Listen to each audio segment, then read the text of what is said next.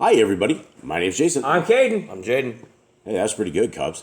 Yeah, you really pumped it out there. I was told to screen it. Nice work, bro. Nice job. Yeah, so Kate is always a little quiet when we have this intro.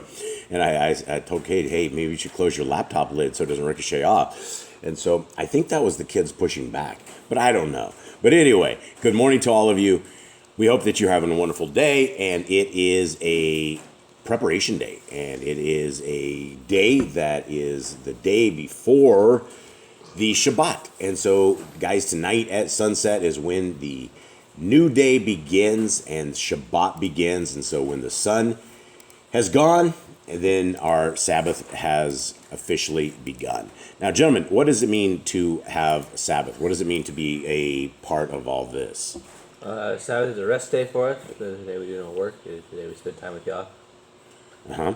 Anyone else? Well, it was the day that Yahuwah rested when he made creation. On the seventh day, he said, Yahuwah rested, so he gave that day for us because he knows that we need a rest day. That's the day that we don't start fires, we don't cook, we don't have our servants work, we don't work, and we do what is right according to Yahuwah's law. Yeah, and it absolutely. I know there's a lot of people out there that actually will cook on a Sabbath day, but I can't find that in scriptures anywhere because it actually says to cook what you're going to cook the day before, seethe what you're going to seethe. And so we are that family that takes that into account. And so to Miss Nicole today, we'll be making muffins and be making Shabbat meals like almond flour, biscuit things that she makes, and all sorts of stuff that we don't have to cook and prepare tomorrow, that we can just have in the crock pot, that it is rolling, so we don't have to kindle fires and just go and eat as far as that goes. All right, what you guys are looking at is Yah Scriptures, guys, and this is officially in our distribution center on Tuesday.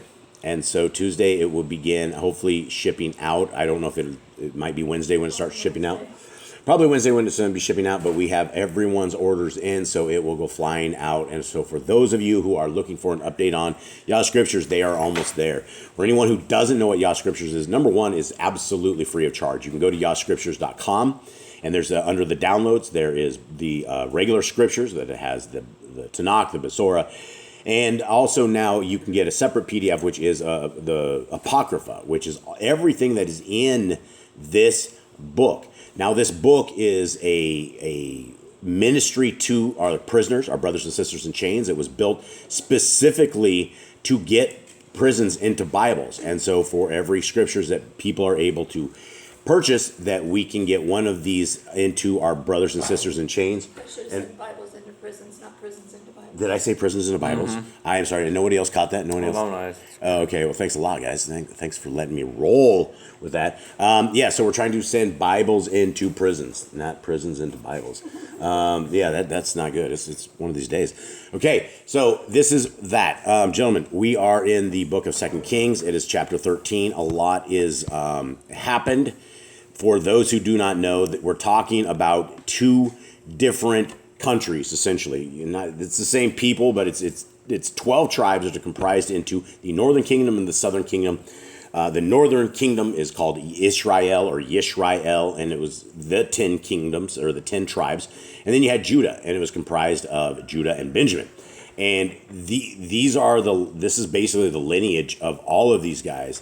Now we are down here into this right here, right at 2 Kings, and in both of the northern and the southern kingdoms, as you guys can see right here, as we're into 2 Kings 13, and on the left-hand side right here, 2 Kings 14, that's the timeline of where we are at. And so that's my dog that is asking to be petted. Sorry, guys. And so this is where the kings that we're dealing with right now, this is 2 Kings 13 has quite a bit because it has a lot. And so these are the places we're doing. Gentlemen, Jade, will you please give us a breakdown of what has happened in the last chapters? What has happened to this point?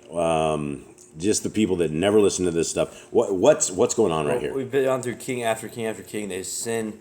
One will be semi-decent, and then they'll sin again. They just keep getting worse. There was a young child named, I think it was Joash. Joash, the one kid that was 7. His grandmother started killing all the children of the reign. His nurse and basically his maid took care of Joash when he was a baby, took him out, ran away with him, hid from them, and then when he was 7 years old, he began to reign, and he had a priest that took care of him and taught him, and then he did good, and they were trying to repair the temple, and the kings are all just doing evil in Israel and keep doing worse. It's like the days of Jeroboam, and they keep getting worse. Now it's the days of Cab and then Jezebel, and they just keep sitting, and they are being fought by their enemies. Yeah, and they're essentially, they have enemies all around them, and the bottom line to everything in scriptures, from page 1 to the end of Revelation and all the Apocrypha, is that there is a set of people that are what you would call a covenanted people, an in-covenant people. And if you will obey the laws, statutes, and commandments found in Genesis, Exodus, Leviticus, Numbers, and Deuteronomy, and you will write them on your heart, you will write them on your family's doorposts, on the frontlets of your eyes, that's everything about you, that then you are an in-covenant people that is awaiting a Messiah Yahushua. And Messiah Yahushua comes through this lineage, comes through all of these lines of kings, and that's why going through these and having an exact lineage is very, very important, because when we're dealing with legitimacy of who is our Messiah, we know that Messiah came through the line of David and Solomon, and this was the kingdom right here that was preserved, not really preserved, but there was, the identity was preserved well enough that when Messiah came, it was easy to know where he came from and where the mother was from and father was from, and all of that. All right, so you guys ready? Yep. Okay, so here we are, guys. We are heading into Yah Scriptures. This is, Cade's over there hacking, 2 Kings 13. And I think maybe possibly one more week and we'll have the Google app ready to roll. And what we're going to do is we are going to put up a GoFundMe for the Apple app. If any of you guys want to put together an Apple app, I don't know exactly how much it's going to be. I would imagine it's going to be over $2,000. Everything Apple is always expensive. We are going to provide the Google app absolutely 100% free of charge. We will provide the Apple app 100% completely free of charge if everyone out there is willing to fund that. So if you guys are willing to fund that or want to put something into this, that we have Yah Scriptures, including all the Apocrypha, onto an Apple app, that is our goal and intention. So get a hold of us if you are interested in putting something together and you guys have Apple devices.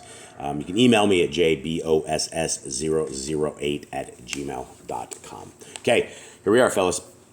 2 Kings 13. In the 23rd year of Joash, son of Achaz Yahu, sovereign of Yahudah, Yahu-Achaz, son of Yahu, began to reign over Yisrael and Shomeron, and reigned 17 years. And he did evil in the eyes of Yahuwah, and followed the sins of Jeroboam, son of Nevet, who had made Yisrael sin. He did not turn away from them. And the displeasure of Yahuwah burned against Yisrael, and he gave them into the hand of Kaziel, sovereign of Aram, and into the hand of Ben-Hadad, son of Kaziel, all the days. Then Yah-Achaz sought the face of Yahuwah, and Yahuwah listened to him, for he saw the oppression of Yisrael, because the sovereign of Aram oppressed them. And Yahuwah gave Yisrael a savior, so that they came out from under the hand of Aram. And the children of Yisrael dwelt in their tents, as before. However, they did not turn away from the sins of the house of Jeroboam, who had made Yisrael sin, but walked in them. Moreover, the Asherah also remained in Shomeron. So, we have the Asherah poles, right? There's an actual commandment because of the problem with these Asherah poles, Asherah, I think, is the name of Nimrod's wife. I think is what the Asherah is. And so ever since the days of Nimrod, we have had that Baal, that is another name for Nimrod. All of these things go back to Nimrod, Semiramis, and Tammuz. And you can see that throughout scriptures. When they, in scriptures, when they weep for Tammuz, right, they're weeping for a... what they believe is a false deity, right? They believe is a god. And so let's continue on. 7. Anyone else have anything? No. Okay. Jeroboam just really botched it for generations to come. Yeah, these guys are having some issues in this chapter for sure. Okay, for he left of the army of Yah-Achaz only 50 horsemen and 10 chariots and 10,000 footmen, for the sovereign of Aram had destroyed them and made them like the dust at threshing. So Some to nothing. Yeah, they decimated. They have 50 horsemen, 10 chariots, and 10,000 footmen. So for anybody that has all the big armies back in the day, the way they were attacking people and the way they're winning is the iron people, the people that had the horses and the iron. When they figured out the chariots and they had the wheeled vessels, and the foot soldiers are only so much, and they can definitely do some damage. But as far as who was doing all the damage, it was those the horsemen and chariots, and so they didn't leave them hardly anything. And so let's continue on. 8. And the rest of the acts of Jehoiakim and all that he did and his might, are they not written in the book of the annals of the sovereigns of Israel? Now, what are the books of annals? Chronicles. Chronicles, yeah. So Jehoiakim slept with his fathers, and they buried him in Shomeron. And Joash, his son, reigned in his place. In the 37th year of Joash, sovereign of Yehuda, Jehoash, son of Jehoiakim, began to reign over Israel in Shomeron 16 years. And he did evil in the eyes of Yahuwah.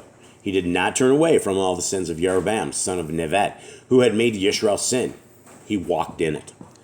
And the rest of the acts of Joash and all that he did, and his might with which he fought against Amaziah, sovereign of Yehuda, are they not written in the book of the annals of the sovereign of Israel?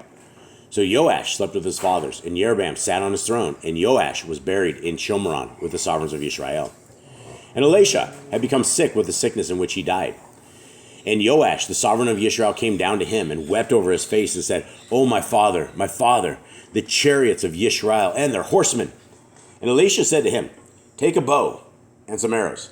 And he took a bow and some arrows. And he said to the sovereign of Israel, "Place your hand on the bow." So he placed his hand. And Elisha placed his hands on the hands of the sovereign and said, "Open the east window." And he opened it. And Elisha said, "Shoot." And he shot. Then he said, "The arrow of deliverance of Yahuwah, and the arrow of deliverance from Aram, for you shall smite Aram at Aphek until it is finished." Now, have you guys ever heard the statement before, "Open the east window"? No. Me either. I've heard it here at this chat before, but I think it literally means open the east window on the house. Oh, you think he's in a house? Yeah. Open the east window? Were they in a house? Yeah, I didn't think they were in a house. They're probably in a little hut or something. Hey, and he opens a little window to it. He shoots the arrows outside. You guys might be more astute to me. I was just thinking, man, they open the east window, place your bow and aim that sucker towards the east window. I just flipped it. Where verse are we on? Let's see. You're on 18, I believe, 18. Okay. 18. Then he said, "Take the arrows." And he took them. And he said to the sovereign of Israel, "Strike the ground." And he struck 3 times and stopped. And the man of Elohim was wroth with him and said, "You should have smitten 5 or 6 times. Then you would have smitten Aram till its utter destruction. But now you shall smite Aram only 3 times. And Elisha died, and they buried him. And the raiding bands from Moab came into that land in the spring of the year. And it came to be, they were burying a man, and there they saw a raiding band, and cast the man in the tomb of Elisha. And the man fell and touched the bones of Elisha, and came to life and stood on his feet. Okay, what do we do? That's such a weird thing. He died, and now he's been dead for a while. And they threw this dude in here with the bones of Elisha.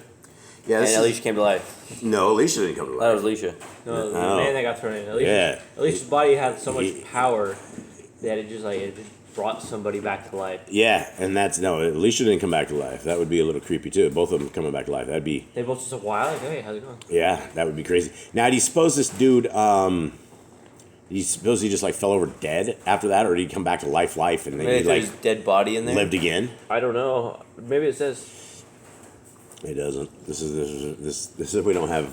That's the only talk we have of this particular incident, where this dude. Did he go on and live a fulfilling life? Do you got a second chance? What's the That's the maybe question. Maybe Chronicles. I don't know. They don't. I don't think they have anything of this particular piece right here. Okay. Nori. Sorry, my dog, Nora. She's a little loud. Okay, 22. And Kaziel, sovereign of Aram, oppressed Yisrael all the days of Jehoiakim. But Yahuwah showed favor to them, and had compassion on them, and turned toward them for the sake of his covenant with Abraham, Yitzchak, and Yaakov, and would not destroy them or cast them from his presence as yet. And Kaziel, sovereign of Aram, died, and Ben-Hadvad, his son, reigned in his place. And Yahoash, son of Jehoiakim, recovered from that hand of Ben-Havad, son of Hakaziel, the cities which he had taken out of the hand of Jehoiakim, his father, in battle. Yoash smote him 3 times, and he recovered the cities of Yisrael.